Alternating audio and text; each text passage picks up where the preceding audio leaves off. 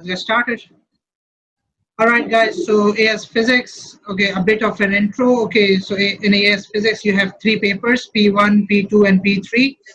Okay, P1 is MCQ base, has 40 MCQs, 1 hour. Okay, P2 is theory. Right, it has short and long questions. Okay, calculation stuff. You have to show your working, etc. And this is of a greater weightage, and P3 is practical. Right, this is. I'm assuming you guys know what this is. Right, you guys Yes, are yes. familiar of all this stuff. Yes, sir. Okay, now going on to the topic. And by the way, you guys also know that P2 has a greater weightage than both the other components, the P1 and the P3. And P1 and P3 has equal weightage. Okay, Hmm. right. So let's get started. All right. So the topic that we are gonna cover today is moments. I'm not starting from chapter 1. Okay, we will do Yeah. chapter 1, but later on, I'm doing the better chapter today. Okay, because chapter 1 is pretty basic. We can do that anytime. Okay, moments now. All right, by definition, what is moments? Moments is the turning effect of force. And this is something you've done in O levels as well, like somewhat the turning effect of force is called moments, and the turning effects of force is called moments. And mathematically, if the examiner asks you to define what a moment is, so this is not enough for the definition. Okay, you have to define it mathematically. You have to write it as the product of force,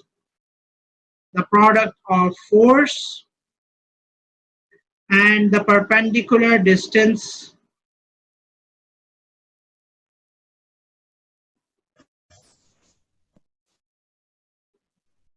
between the line of action of force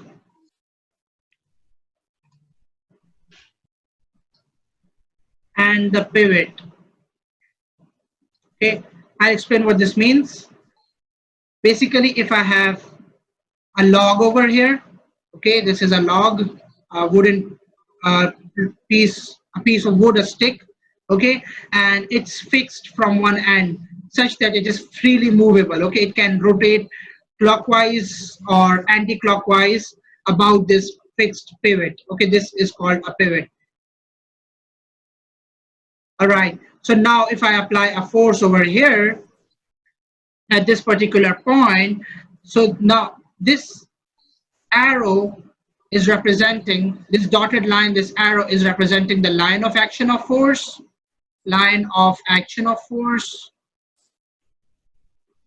because this is the point where the force is in action. Okay, this is the point where the force is acting. And the perpendicular distance, perpendicular means at 90 degrees, right? So right perpendicular to this. Okay, so if I were to draw a line over here, okay, forget this. For example, if I were to draw a perpendicular line from over here all the way till this point, so this distance over here, this angle is 90 degrees, right? This is the 90-degree angle, and the green distance, the dotted green distance between this point and this red line, this is perpendicular. This distance is the perpendicular distance from the pivot. So if I were to take the product of this force and this distance, I'll get the moment of this force. Okay, so the moment of this force is the product of force and the perpendicular distance from the line of action of the force to the pivot. Okay, so this is how we can write down the definition of moments mathematically, and this is the formula that we'll use throughout this chapter. Okay, this is an important formula which I assume you guys already know from O levels. Okay, and Yes. is the line of action of Yeah. force. This is the perpendicular distance between the line of action of force and the pivot. Okay, and this definition comes for approximately 2 marks. Okay, so if you are asked to define what moment is, so this definition over here, the product of force and the perpendicular distance between the line of action of force and the pivot is called the moments. Okay, this is the definition you are supposed to write. Okay, moment is the turning effect of force, but this is not the complete definition for 2 marks. Okay, this is the definition you are supposed to write. This is a definition which is given in the marking schemes as well. All right, and now if you guys, what do you guys think? What will this force do? It will actually cause this log to move in the clockwise direction, right? It will cause it to rotate or to turn in the clockwise direction. So this turning effect, this turning of this force, this turning effect is actually the moments, okay? And this is possible because there is perpendicular distance between the force and the pivot, okay? Now, for example, if this perpendicular distance becomes 0, if this force acts right over here at the pivot, if the force acts at the pivot, okay, if I take this force from here, I pick it up and pass it through this pivot, if the line of action of force passes through the pivot, then in that condition, the value of this distance becomes 0, right? And if the value of the distance becomes 0, then in that case, the turning effect or the moment will also becomes 0. So this is a general rule you guys should remember, that whenever a force passes through a pivot, let it be in this direction or in some other direction, okay? For example, if a force is being applied from the right hand side towards the left hand side, but its line of action of force is still passing through this pivot. So again, there is no perpendicular distance between the pivot and the line of action of force. I told you the perpendicular distance is what really matters for the moments, okay? Or you could just remember it this way, that whenever a force passes through the pivot, its moment is 0, okay? So the force passing through the pivot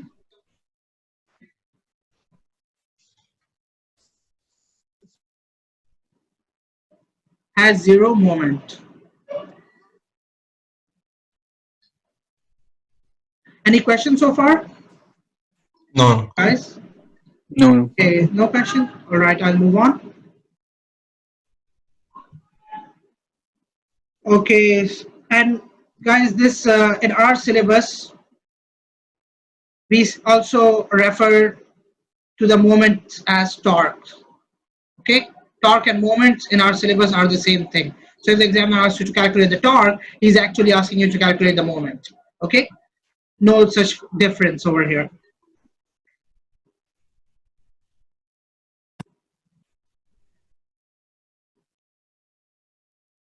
Okay, if I have a uniform plank, uniform means a plank which has its center of gravity at exactly geometrical center of that plank, okay? For example, the length of this plank is 100 centimeters, okay? The length is 100 centimeters, so exactly at 50 centimeters, at exactly middle, at exactly halfway from both the edges, at exactly 50 centimeters, will the weight of this plank act, okay? Such a plank is called a uniform plank, or it can be a log, or can be any stick, okay?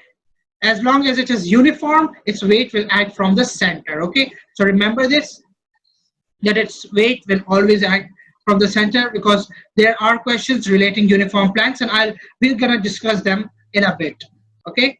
So this is what uniform really means. Now, if I have this plank, oh, sorry.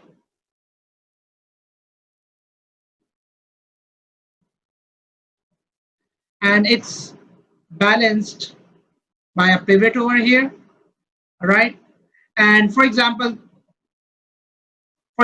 this is an equilibrium, okay? The plank is resting. It's not going down to the right hand side, nor is it going to the left hand side. And the weight of the plank is, let's say, 50 newtons. And if I asked you to label the weight of the plank, okay, and if, for example, there are several markings on this plank, and the markings go up to 10, from 1 to 10. So what do you guys think? Where will this 50 Newton act? Any suggestions? 5 centimeters. 5. Yes, exactly, 5. To act downwards. What's center of gravity? What's center of gravity? We are about to define that in a bit, but I'll just tell you because you've asked. Center of gravity or center of mass. They are In our syllabus, we don't distinguish between them. Okay, center of gravity. Actually, the definition of center of gravity is asked. Okay, center of gravity is the point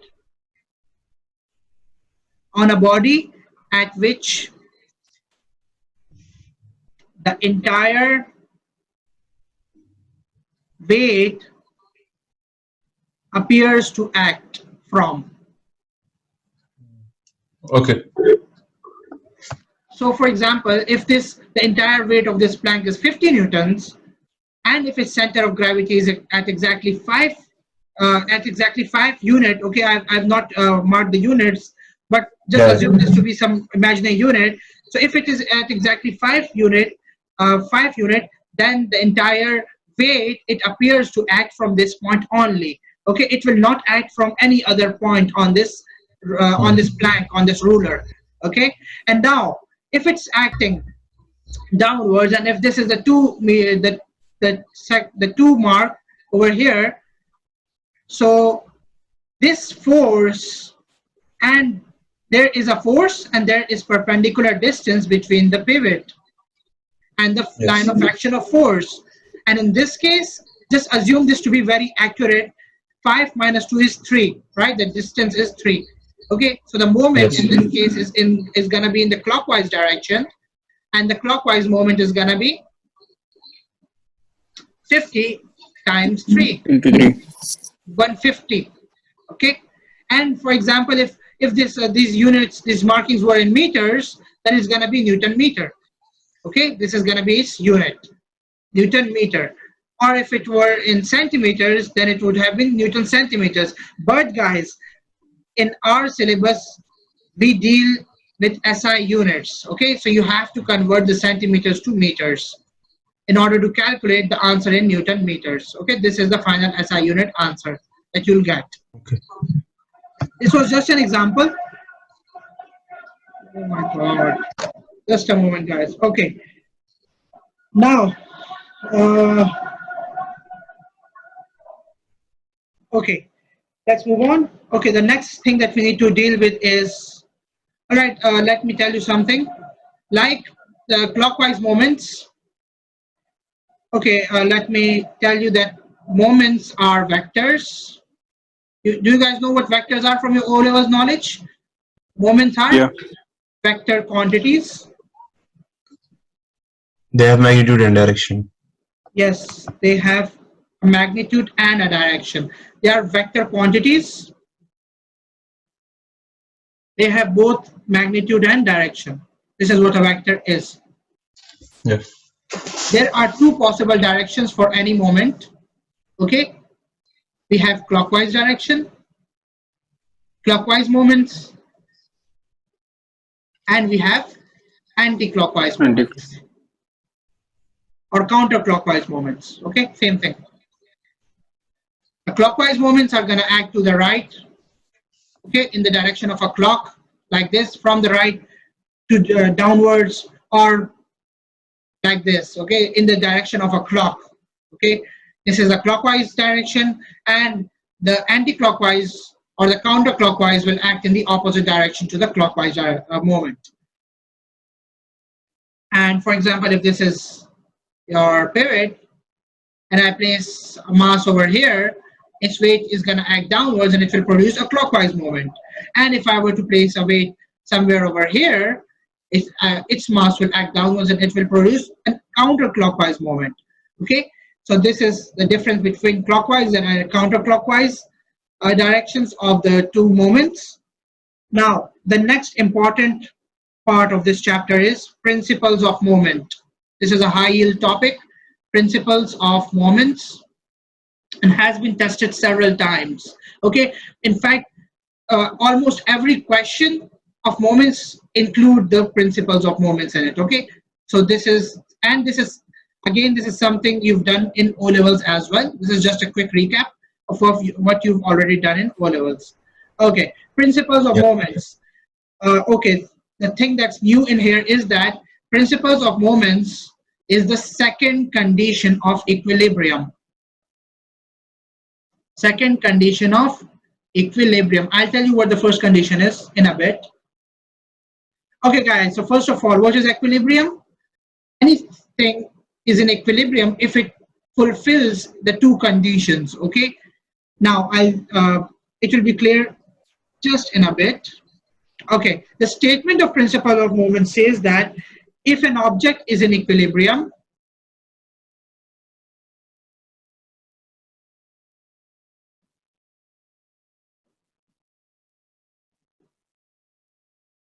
the sum of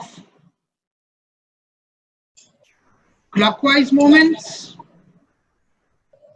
are equal to the anti-clockwise. yes, exactly. The sum of clockwise moments is equal to the sum, okay, to the sum of counterclockwise or anti-clockwise moments.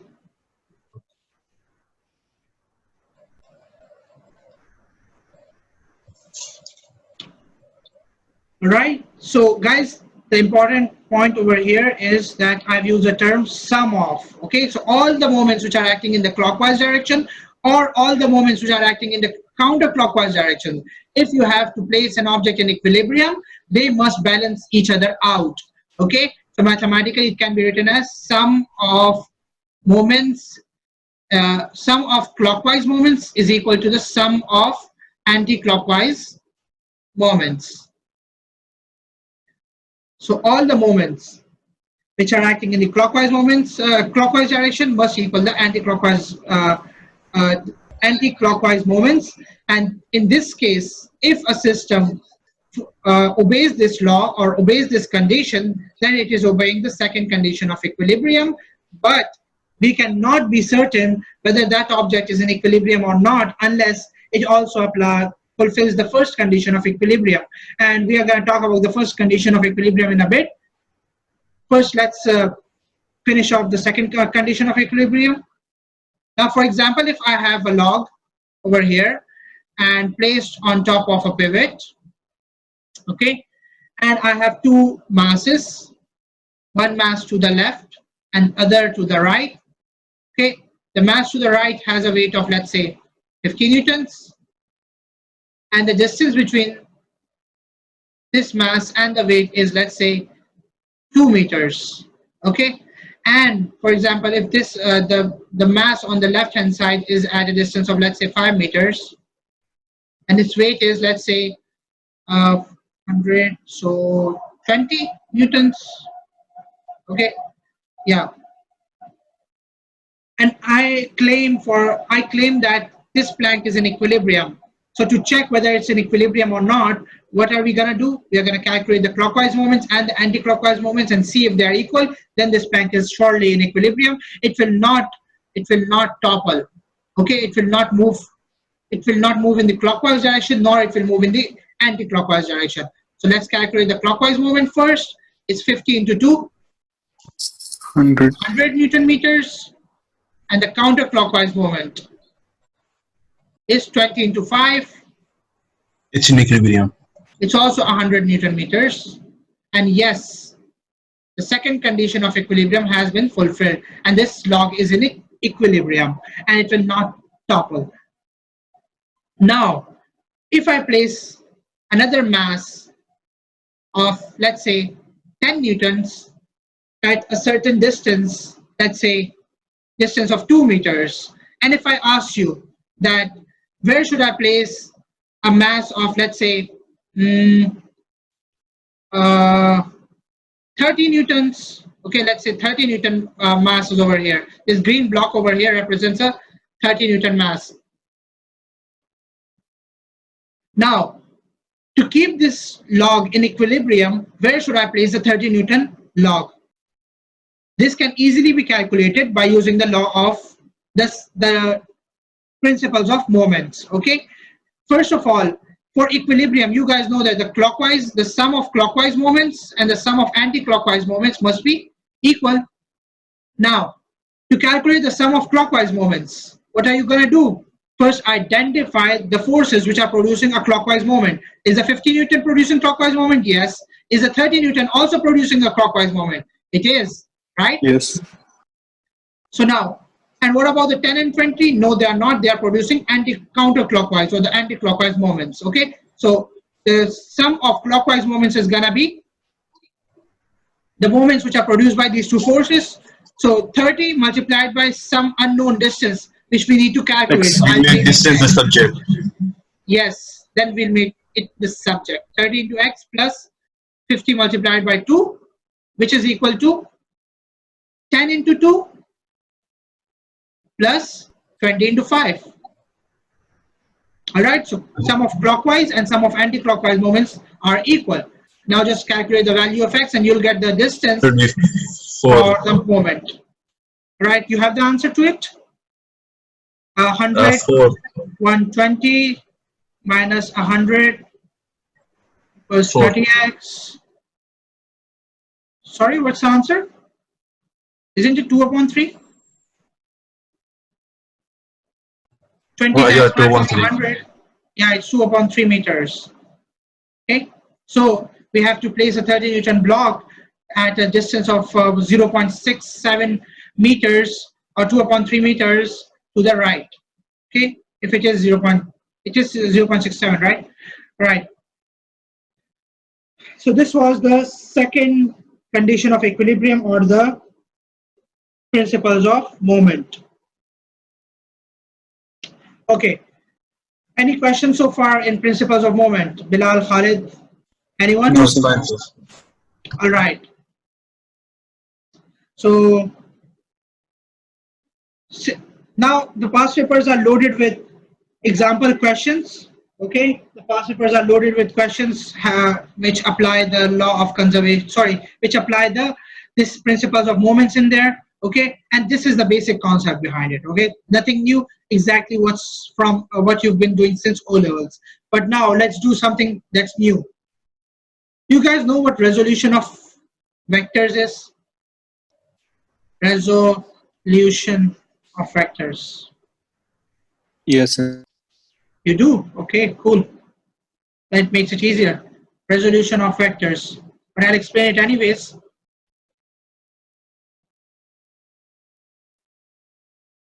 Okay, guys, resolution of vectors. If I have two vectors, oh sorry, just one vector acting in any random direction, always remember that in our syllabus, we are dealing with two-dimensional vectors, okay? Two-dimensional vectors. Two-dimensional vectors are those vectors which have two components, two perpendicular components. One acts in the y direction or in the direction parallel to the y-axis, and the other acts in the direction parallel to the x-axis, okay? The component that acts parallel to the x-axis is known as the x component, okay, and the component that acts parallel to the y-axis is known as the y component of the vector. All right, now for example, if this angle is theta and this vector that acts is f, okay, so and if I apply trigonometry over here, can I calculate the length and assume this to be a right angle triangle? Okay, wait, let me draw it a bit more clearly. The x component, it acts parallel to the x-axis. Okay, this is one component of the vector, and the y component acts perpendicularly to the x component, because you guys know that the x and y axes are perpendicular to one another, right? At 90 degrees to one another. This is the y Yeah. component, this is the x component, and it has a 90-degree angle. Now let's apply trigonometry to get the values of these components. If I were to calculate the value of this x component, the red component, so can I apply cos? Can I apply cos of theta? Okay, I can F apply cos theta. I'll call this fx and I'll call this fy. So cos of theta is gonna be the adjacent side divided by the hypotenuse. Okay, so adjacent side Yes. divided by the hypotenuse. And so now if we make the fx the subject, it becomes f F cos theta. of theta, right? And now Yes. the shortcut is that always, guys, remember that the side which is adjacent to the angle along which the force is acting, it's always the cos of that angle times that force, okay? F cos of theta. And if you talk about the y component, it's gonna be F sine theta, okay? Applying the same Yeah. trigonometric ratio, you can apply sine theta on it. Sine theta is gonna be Fy upon F, okay? And so Fy is gonna be F sine of theta. So the y component is going to be F sine theta and the x component is F cos theta, okay?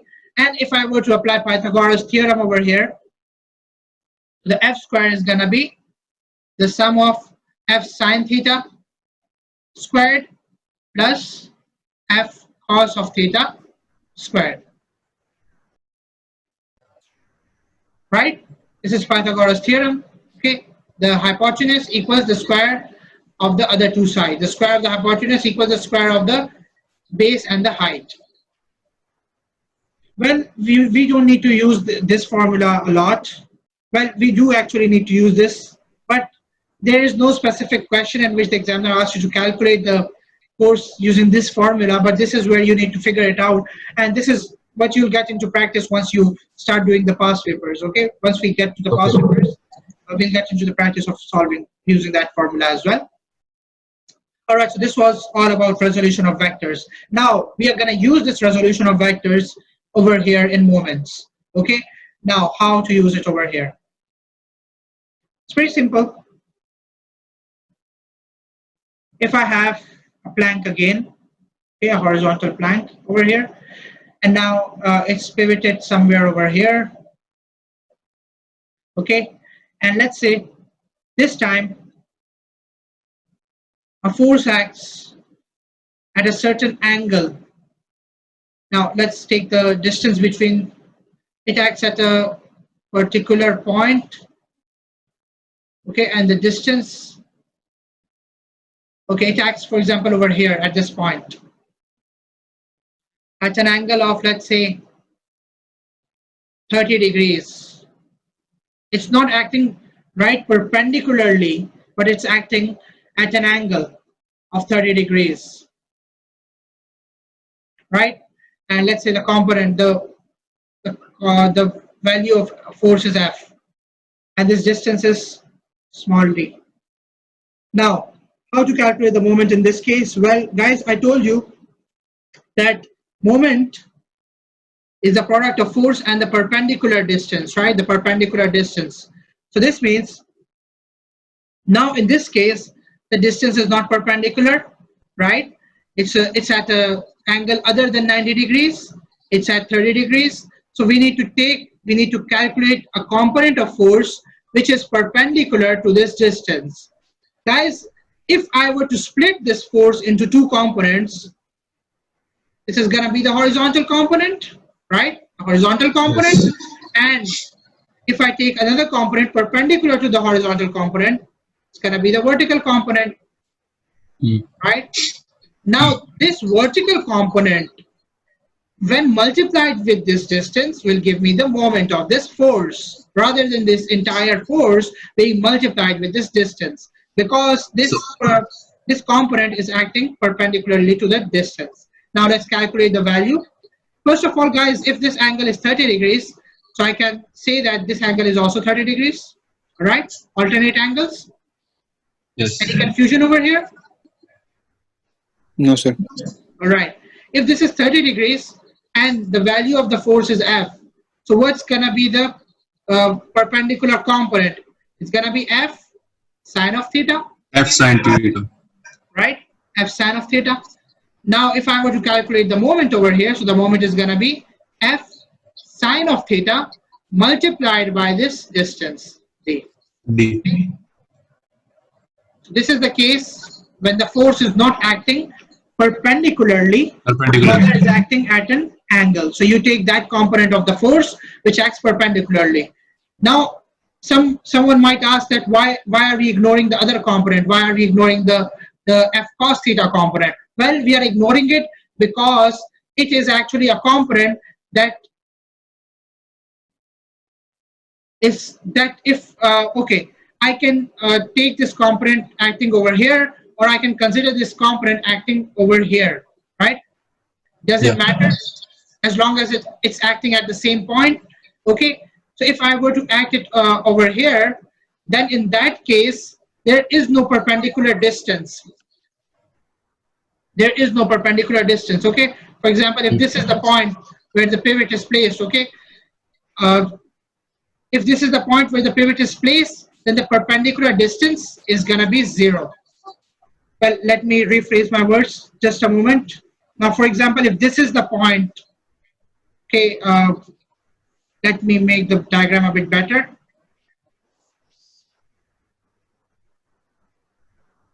The force actually is not acting at this top, but it is actually passing through this point over here, through this point, or through any point over here.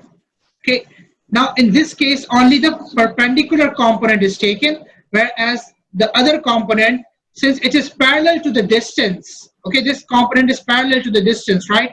F cos theta is parallel to the perpendicular distance. So this means that the angle between the perpendicular distance and F cos theta is 0, so F cos theta is ignored because its moment is not going to be any. It will have a zero moment. Or you could just assume it to be acting, to be passing through the pivot over here. If this is the pivot, and if you ignore the triangle over here, if this is the pivot over here, so this F cos theta is actually passing through this pivot. It's actually passing through this pivot.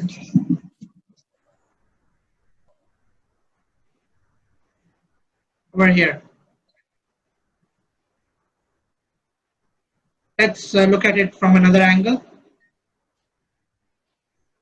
Now, if this is the pivot, okay, this is the free moving pivot, and our force acts over here at this point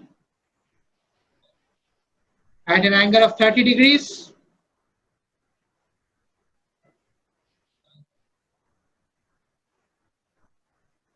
And the distance between the pivot and the line of action of force is this d.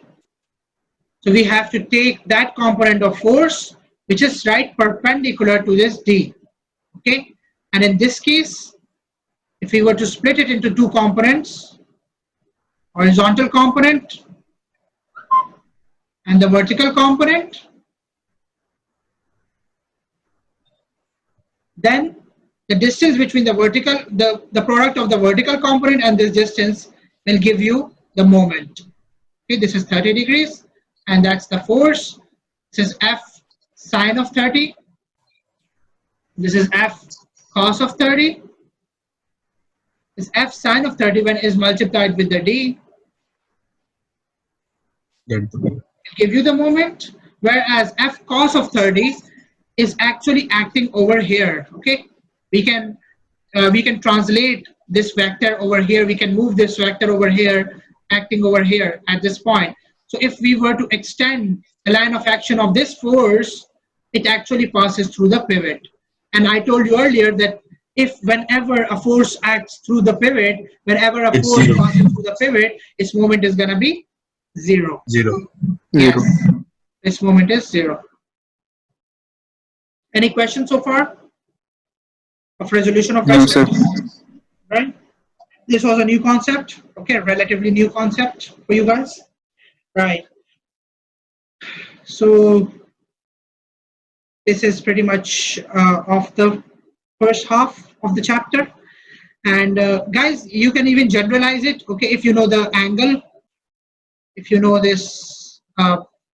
Sorry about this. All right, so if this is a plank over here, okay, and this is the pivot, and you know the angle between the force and the pivot, you know the angle between the force and the pivot, you could just take F sine of that angle multiplied by the perpendicular distance multiplied by the distance between the pivot and the force, because it actually means the same thing.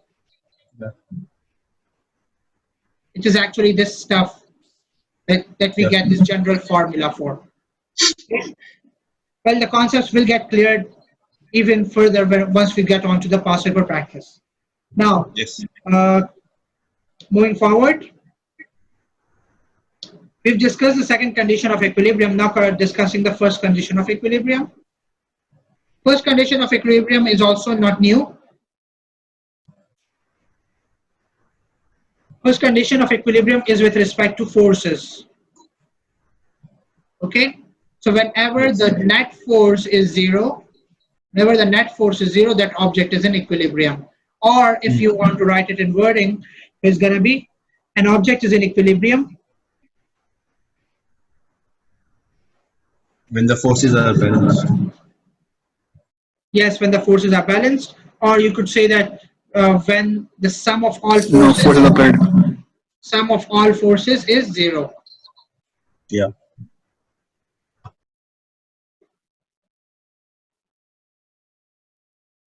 All right. So, for example, if I have another plank over here, okay, and we have certain forces acting upwards and a certain force acting downwards. Let's say 50 Newton is acting downwards, 20 Newton is acting upwards, and 10 Newtons is also acting upwards. So is this plank in equilibrium or not? The forces which act in the upward No. direction are 30, forces acting in the downward direction are 50, No. 50 minus 30 is 20, 20 Newton is the resultant force. The resultant 20 force and the Newton net force is downwards. not zero, so yes, it is not in equilibrium. Okay, not in equilibrium because the net force is not zero.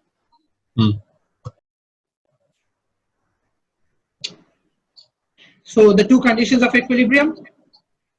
First condition is the net F net must be zero. Yes. Second condition is the net torque or the net moment must be zero. If both the conditions are satisfied, only in that condition that object is in equilibrium. Yes. Okay, that object is in equilibrium. If one is satisfied but the other is not, then the object is not in equilibrium. Okay, I'll give you an example of that as well now. For example, if I have a plank over here,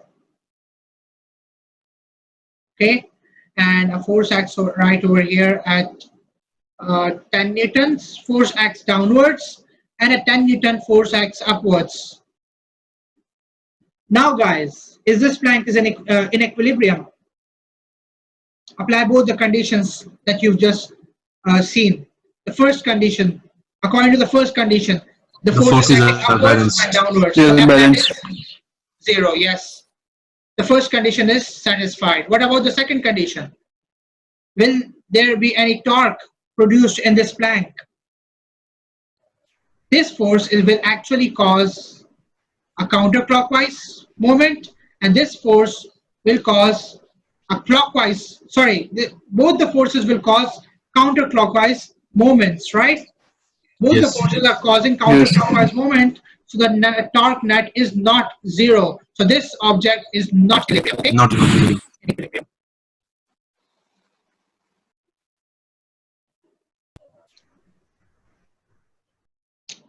All right, so this was one example. Now let's do another example. Here is a plank, okay, and oops.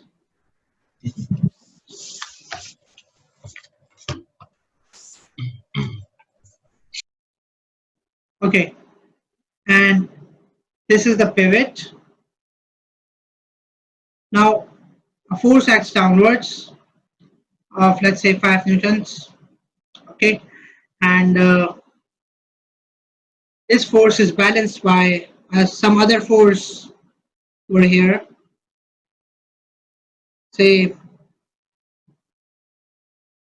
50 newtons maybe. Okay, 50 multiplied by this distance might be 2 meters, and this force is at a distance of, let's say, 20 meters. Okay, just assuming these values. Okay, these are not the true values, of course. Yes. Now, and the weight, okay, let's not take this 20. Let's assume this to be,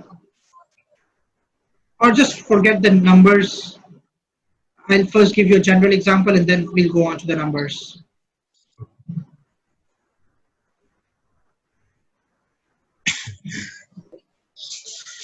Now this is a torque, sorry, this is a plank, and this is the pivot.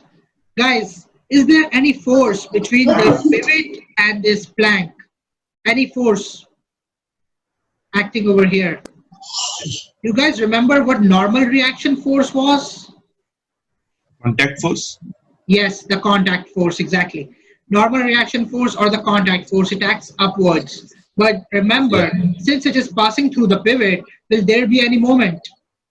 The moment is going to be No, no. zero. No. Yes, okay. And if this moment is zero and the plank has some weight, okay, the weight of the plank acts downwards. And let's say I'm pulling this plank over here by some string, okay, and that string has some tension in it. Okay, that string is attached to a pulley over here, and that pulley is attached to some weight, okay, and that weight provides the tension. Okay, now if I were to apply the first condition of equilibrium, so for the first condition of equilibrium, the sum of all forces must be zero, okay? And if the sum of all forces must be zero, then which forces must equal each other out, must be equal to one another? The weight and the tension The weight and the must be tension. equal to each other. But what about the normal reaction force? It's already zero. No, that's the tricky part. The moment is zero, but the force still is there. The force is non-zero. Okay? So the forces which act upwards, you're gonna add them and equate them to the weight. If this condition is satisfied, the first condition of equilibrium is satisfied. Okay, this was a tricky part. Okay, and this is where most of the students actually they mess up. Okay, they forget about this new normal reaction force. Anyways, so on. Now is it clear? What's the role Yes, of the yes. normal reaction force? Okay, Yes. and now what about the second law, second condition of equilibrium? So for second condition of equilibrium, will we consider the normal reaction force? Will we consider the normal reaction force? No. Yes. Okay. No. No. Yes. Correct. No, because the moment is zero. So we are going to take the clockwise moment of the weight and the anti-clockwise moment of the tension. If both of them are equal, in that case, it's satisfied. So for example, if this distance is small d and that distance is capital D, actually that distance over here, this capital D, then the two moments is going to be weight multiplied by small d must equal the tension multiplied by the capital D. Okay? So the second condition of equilibrium must also be satisfied this way. All right, so now let's move on. Any question up till here? No, sir. No. Okay.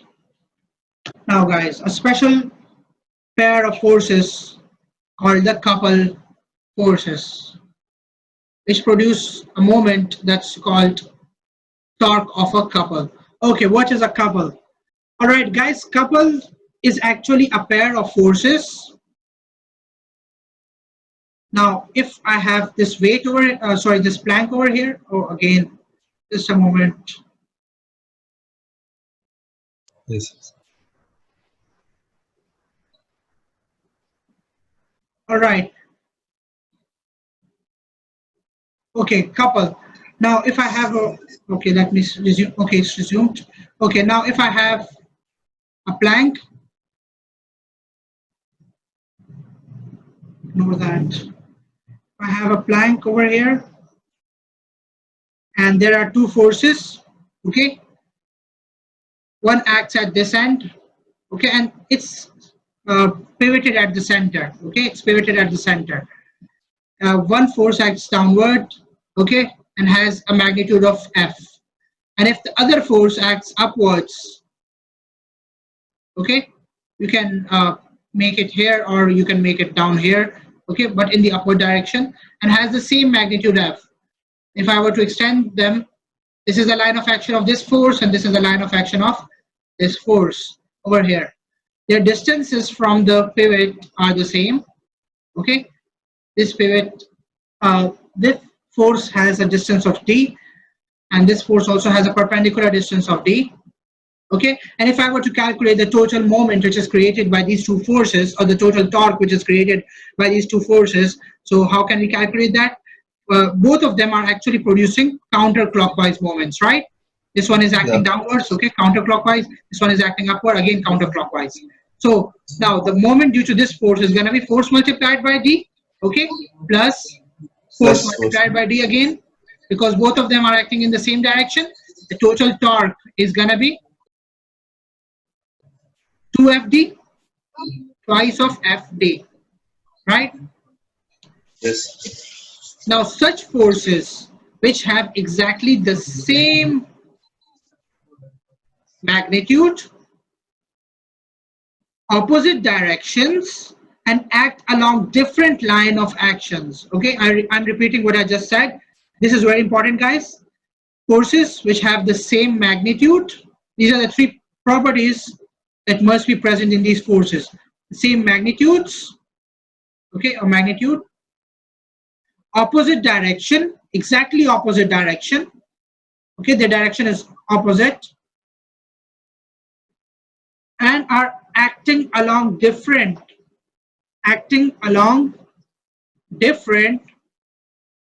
lines of actions Sir, of can you force. can you please explain the third part? The third acting, point. acting along Yeah. different lines of actions of force. I'm going to explain all three Yeah. again, just a moment. Forces which have the same magnitude means F and F, okay, their magnitudes are the same, opposite Yeah. directions, one is acting upward, other is acting downward, and acting Yeah. along different lines of actions of forces. I told you that this dotted line is the line of action of this force, okay, the line along which the force is acting, this is called the line of Yeah. action of force. And this force over here, the force to the left, the dotted line over here represents the line of action of the force to the left. These two lines of Okay. Okay. actions are different, right? They are not exactly Yeah. the same, they're different. Hmm. So any two forces which have all these three components, all these three properties, they are called couple forces. Just a moment, guys. Yes. Let me get this. Okay, they are called couple forces. Forces. And so like they should be 90-degree, right? Like the They both must be forces they must be opposite, opposite to one right? another. Opposite, exactly opposite to one another. One acting downwards, other acting upwards. One acting to the left, other acting to the right. Okay, like this. And they must have some distance between them, perpendicular distance between them. Okay, not acting along different lines of actions of force. This implies that they are actually they have some distance between them, right?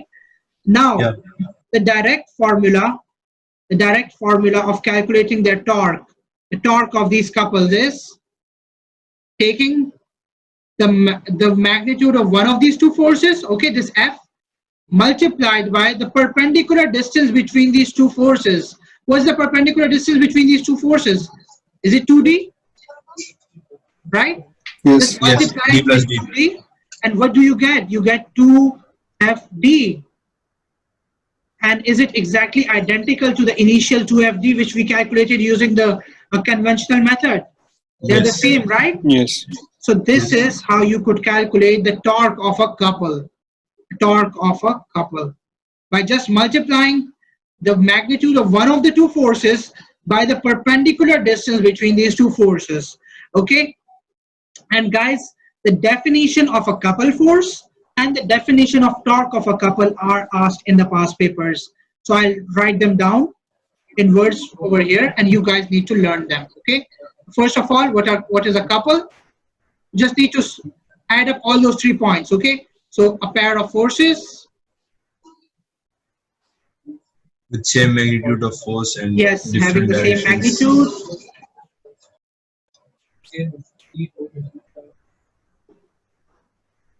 opposite direction, And the same line of action. different lines of actions, Yeah, different line of action. opposite directions, and acting along different lines of actions of forces. These are called couple forces. And the second definition that is usually asked in the past papers, define torque of a couple.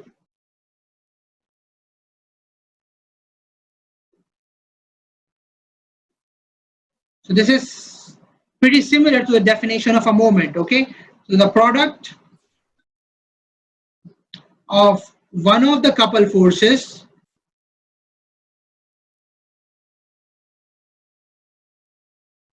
okay, not both the forces, okay, product of one of the couple forces means the magnitude of one couple force, okay, not both the not 2f, just f, okay, just only Yeah. one couple forces, and the perpendicular distance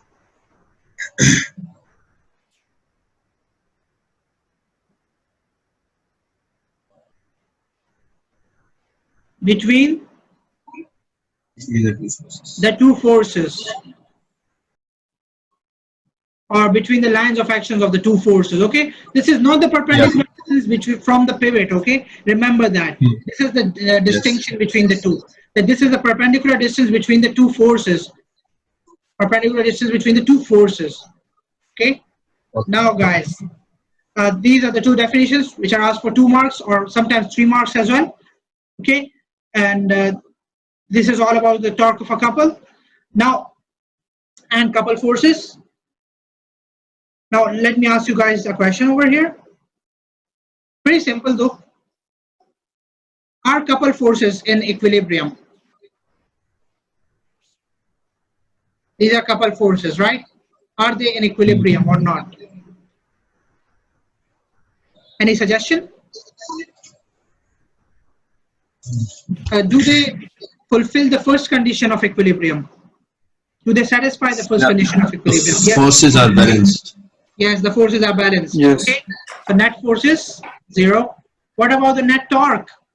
What about the net torque? Do they have a torque or not? We defined the torque of a moment, torque of a couple over here. Yes, they definitely have a torque. Okay. They have a Is the torque 0? The torque is not 0 now. Net torque is not 0. No, zero. So if the net torque is not 0, then again it's not in equilibrium. Okay. Yes. And if this force didn't act along different lines of action but acted at the same line of action in the opposite direction, then in that case what would happen? Will there be any moment generated then? What will happen to this distance? If I take the force from here, I pick it up and place it over here in the opposite direction to the other couple force, what will happen to the value of this distance? Will it increase or decrease or become 0? Zero. Yes, it will become 0. And if it becomes 0, then these two forces are balanced out. The net torque will also become 0 in that case. In that If case, the net it's torque equilibrium. becomes 0, then these two forces are no longer couple forces. Okay, they are no longer couple. Couple forces are only those forces that have a certain value, a certain non-zero value of this D. Okay, the two forces which are acting in the opposite direction, they are not couple forces. So now the net torque is 0, the F net is 0. So now can I say that this object is in equilibrium? Yes. Yes, now it's perfectly in equilibrium.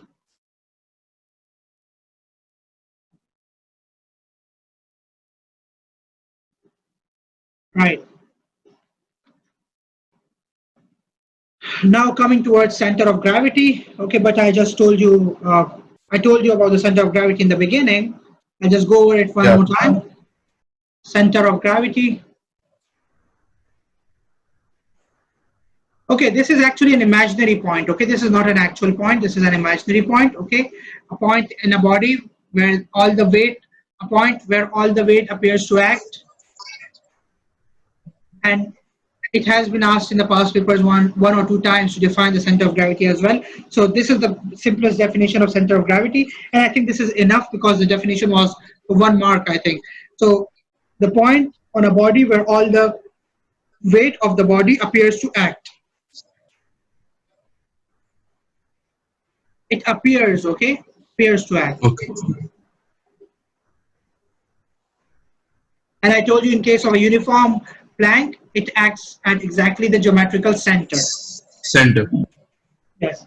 Now, what about non-uniform masses? Non-uniform mass, for example, if I have a mass like this, okay, and it has a greater mass to the right and a lesser mass to the left. So in this case, where will its weight act from? So basically, center of gravity, as I told you, is the point where the weight acts from, okay, or where the weight appears to act. The side which has the greater mass, the center of gravity, it shifts from the center to that side. Okay, so now you can take any random point over here, but like it should be in this region only, and that point can be marked as the center of gravity. Okay, and this is the point from where the weight will now act in case of non-uniform bodies. Okay, it does not, in case of non-uniform objects, the weight does not act from the geometrical center, but rather it tends to shift towards that side where the weight is already appears to be in a greater quantity. Okay, Okay. and sometimes the examiner asks you to label the center of gravity. Okay, not accurately but just roughly. So this is how you're going to label it. Just label that point of that body which already has greater mass.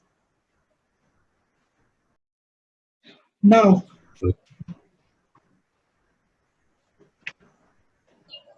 okay, now going on, now the last part of our discussion, a bit more about equilibrium and its forces. Okay, Yes.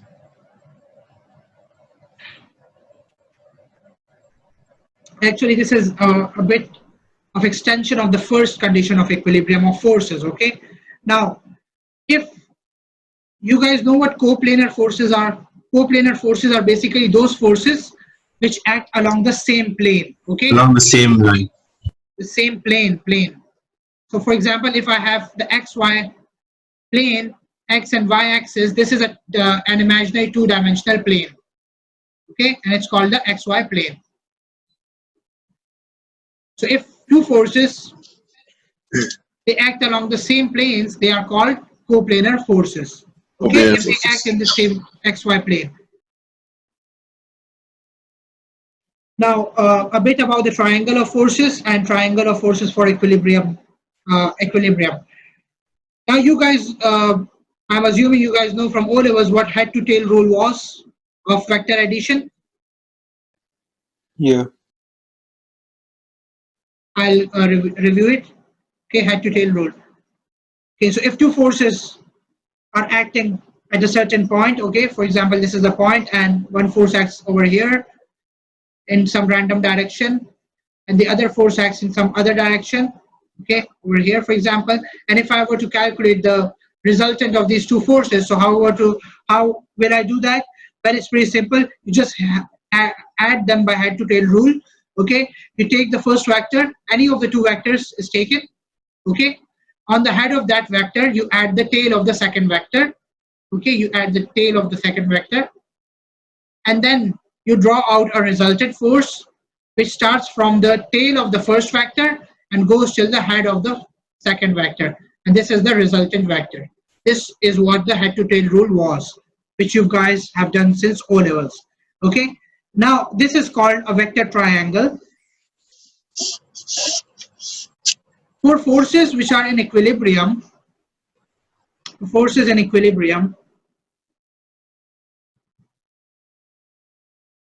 a closed figure is formed, a closed triangle is formed, a closed triangle is made, and in that closed triangle, all the forces are actually acting in the same directions, and all the forces act in the same direction. I'll explain what It's this not means. like the resultant is on opposite side. Yes, exactly. It's actually, in this case, we have a resultant, right? In the yellow Yes. direction. In case of equilibrium, is a third force which acts in the opposite side direction to the resultant, right? Okay. So if I were to place this force over here in place of the resultant, so do we get a closed triangle? Do we get a closed triangle in which all the forces are actually acting in the same direction? Okay, Yeah. they are actually going in the same direction. 1, 2, and 3. Okay, head to tail, tail to head, tail to head, tail to head, tail to head, tail to head, tail to head. Okay, they are actually Yeah. following the same path. So whenever we get an equilibrium triangle like this, in that case, that triangle is always for an equilibrium, for a body in equilibrium. Okay, and for Yes. bodies not in equilibrium, a resultant exists. Should I repeat this part, or did you guys get it? I got it, sir. So you can repeat it, please. All right, I'll repeat it. Basically, if you have two forces, you add them by head to tail, right? If you add them by head to tail, you get a resultant like this. Now, if you consider this triangle over here, these two forces are acting in the same direction, but this force is not acting in the same direction. The resultant is not acting in the same direction, but rather it's acting in the different direction. Basically, if I were to trace, or if I were to follow this path, so I can go in this direction, then I can go up, but I cannot go back on the left hand side because now this arrow is pointing upwards. So I'll have to go upwards, right? This is what the arrow is telling me. But in case of, this is the case when the body is not in equilibrium. Okay, you got it till here? Yeah, yes, sir. Okay, and now if the body is in equilibrium, so what do we need to do in equilibrium? The forces must balance out, right? This resultant force must be balanced out by some external force which act in the opposite direction to this resultant force. Okay, this external force acts in the opposite direction to this resultant force and it cancels it out. Okay, and since it cancels it out, if I were to place this resultant force in place of this blue arrow, I would get a closed triangle. I would still get a closed triangle. And now, if I were to trace the path, I would go in the same direction. I can go up from here, okay? And now from here, I can go down because the arrow is pointing there. And I can reach back at the point from where I started. So whenever you get a triangle in which the arrows are pointing in the same direction, that triangle is It's for in equilibrium. for a body in equilibrium. Now do you get it? Or should I repeat? Yes, sir. I got it. All right, cool. Now, guys, another way of identifying forces in equilibrium, and guys, this is a very important way because this is how you're going to do your MCQs, okay? Sometimes in the MCQs, what the examiner does is he gives you 2 to 3 forces, okay, and asks you whether the forces are in equilibrium or not. So now, for example, this is a point, okay? One force acts to the right, other force acts upwards, another force acts downwards. And now, this is just a diagram that the examiner gave you. Okay, this is a force F, this is the force T, this is the force W. Okay, and now another diagram in which W is acting over here. Okay, T is still acting to the right, but force F is actually passing from the side. It's not passing through the same common point like in this case. Okay, there is no common point from where the forces are passing. Now, what's the difference between these two? Difference between these two is that in the diagram to the left, now in the diagram to the left, we have the 3 forces which are originating or which are meeting at a common point, but in the diagram to the right, we have the same 3 forces. Actually, these are different 3 forces, but they are acting along different lines of actions, and so they are not meeting at a common point.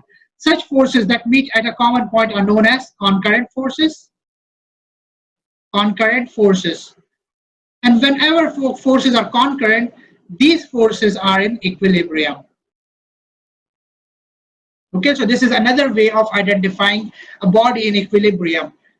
We are going to extend the lines of actions of these forces, Okay, extend the lines of actions of the forces and see whether their lines of actions they meet at a common point or not. If they meet at a common point, then they are called concurrent forces, and those forces are in equilibrium.